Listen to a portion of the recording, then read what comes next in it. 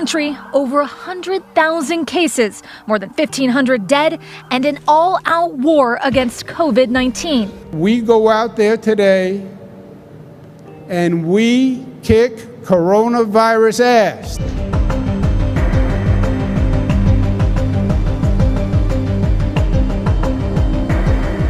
Tonight in Italy, the number that's hard to believe but a brutal reality. The death toll passing 10,000. With hospitals overrun, there's a glimmer of hope. Officials are now saying the rate of new cases is decreasing every day. The Vatican testing Pope Francis. He and close aides do not have the virus, but several employees have contracted COVID-19. The Pope is 83 and has one lung. Tonight, the European epicenter potentially moving to Spain. More than 830 dying in a 24-hour period. This week has been particularly difficult because my hospital is overflowing of patients. Authorities scrambling to build field hospitals as the number of deaths climbs to roughly 6,000. China sending 4 million face masks to Spain. The state of New York now with the grim distinction of being the epicenter of the crisis in the United States. Friday, the death toll surged from 385 to more than 500. Among the lives lost, Mount Sinai nurse Caius Kelly. He just had this infectious energy. You felt good when he was around. Friday night, all across the city, a show of appreciation for those on the front lines. As doctors continue to warn, the system's overwhelmed. It's like a war zone. We're in a war with very limited resources. And a scramble to build makeshift morgues and field hospitals. New York Governor Andrew Cuomo to NBC's Lester Holt. I hope this whole facility, Lester, stays empty.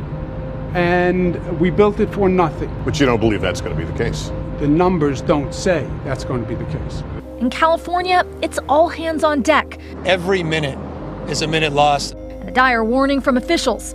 Los Angeles is just days away from the kind of crisis engulfing New York. This weekend, the USNS Mercy is expected to open, providing much-needed support to non-COVID-19. Before we came on the air tonight, the U.S. now has the most diagnosed cases of coronavirus in the world, surpassing China and Italy. And of course, we all know that many are still trying to get tested in this country.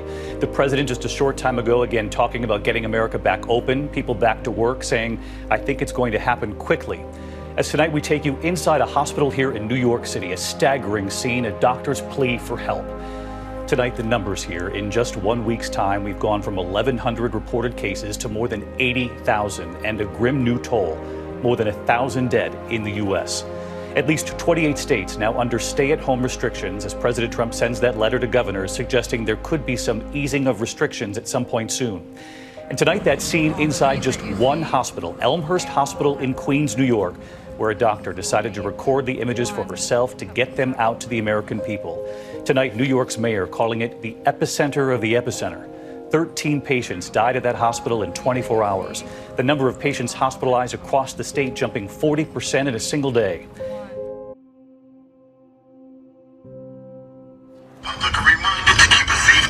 Tonight, slowing the spread of the coronavirus could mean cracking down on 3 hard-hit states with an enforceable quarantine. We might not have to do it, but there's a possibility that sometime today we'll do a quarantine, short-term, 2 weeks on New York, probably New Jersey, certain parts, and Connecticut. Restrict travel because they're having problems down in Florida. A lot of New Yorkers going down. We don't want that. New York's governor questioning that directive. I don't know how that could be legally enforceable. His state is bracing for the crisis to peak in 2 to 3 weeks, but today passed 52,000 cases. New York is still scrambling to secure more life-saving resources, even considering manual ventilators. Someone squeezes the ventilator, the bag, continuously. As healthcare providers from across the country warn that medical supplies are running dangerously low, U.S. mayors are also sounding the alarm, citing a survey that around 90% of their cities don't have enough masks, test kits, and other personal protective equipment. Nurses in the Bronx staged a protest today saying their lives are being put at risk. We're afraid. Meanwhile, there's no slowdown among patients waiting to be tested. I needed the test. Anyway, I wait for 3-4 hours more, no problem. You'll wait 3-4 hours if you have to. You need the test that badly. Yes, sir. Men and women in uniform policing the pandemic are getting sick too. More than 500 members of the NYPD have tested positive for COVID-19. Officials announcing today the first officer to die from the virus, Detective Cedric Dixon. We are hurting, we are crying, and we continue to fight. Rhode Island is stepping up patrols so that incoming New Yorkers self-quarantine for 14 days. The National Guard and state police are going door to door enforcing the rule and stopping drivers at checkpoints. Tough new measures as more states prepare to become the next hotspot, including Florida, where a 40-year-old from Miami died just 4 days after the diagnosis. His partner, Franco Conquista, urging the public to stay inside. Just stay home. Don't just think of yourself. It is happening.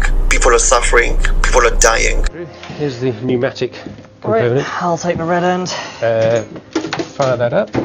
This could be the answer to the NHS's prayers. A prototype ventilator so simple that thousands of them could be made within a fortnight. Shall I put the compressed air in? Yes, please. Yep. Fast enough to meet the expected surge in patients critically ill with coronavirus. Are you ready to intubate? Yeah. It's the first time it's been tested on a medical dummy. And it works, the chest rising and falling. All controlled by a jumble of wires and electronics for now, but Sony has offered to turn them into a mass-produced circuit board, 5,000 of them a week. If this is something you can knock together in a weekend, mass producing it will be dead simple. We can go from this little rat's nest to a very clean PCB circuit board in the space of a couple days. A week ago, engineers and anaesthetists at Oxford University started to brainstorm the government's urgent call for more ventilators. Their stripped-back design lacks the bells and whistles of modern machines. Compressed air squeezes a bag in a box, blowing oxygen into the lungs reliably and safely. We have gone back to basics. We've gone back to probably the state of ventilators 10 or 15 years ago, which is no big problem. We've also used components that we already have on the shelf. We've repurposed them. It can't break, there's no motors to burn out, there are no moving parts to snap. And it can be assembled very easily by anyone with the plans we're going to make freely available to any fabricator who we can get on board. It's simple, but it will keep people alive. COVID-19 has overwhelmed well-resourced hospitals in northern Italy, alarming doctors in Britain. The NHS has just over 8,000 ventilators. The government says 30,000 will be needed. ER doctor taking us inside what's been called ground zero of America's pandemic. All the patients in this room, all the feet that you see, they all have COVID. And this is only one of the several rooms. Dr. Colleen Smith at Elmhurst Hospital in Queens, New York, sharing her story with ABC News and the New York Times. The frustrating thing about all of this is it really just feels like it's too little too late. Like we knew it was coming. Overnight, the number of deaths in New York jumping by more than 100 to at least 385.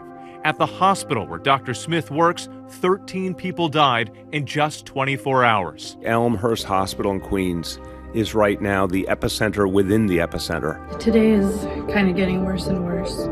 We had to get a refrigerated truck to store the bodies of patients who are dying. Dr. Smith revealing the shortages they're up against. Five ventilators.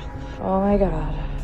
A disappointing shipment of those life-saving ventilators. State health officials report that patients who need help breathing but don't have COVID usually spend 3 to 4 days on a ventilator. But COVID-positive patients spend an average of 11 to 21 days. The concern is that all these ventilators that we're told are coming but haven't really started to materialize in large numbers, are they really coming?